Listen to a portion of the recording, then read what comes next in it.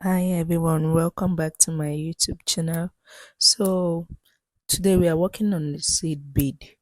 So you can see it's still the same method I started all the other beads.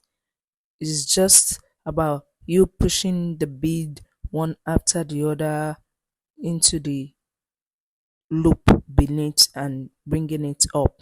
Push the bead down, pass your needle to the to the net, then pick it up just like you can do it just as I'm doing it now. So remember, I'm always here for your questions. Thank you to everyone who have been watching and sending me back their reviews and the ones they've done. I'm always here to answer you.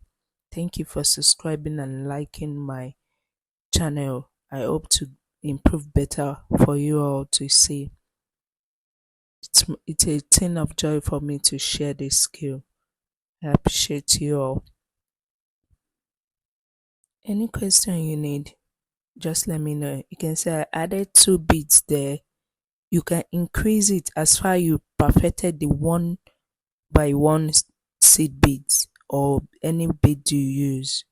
So thank you.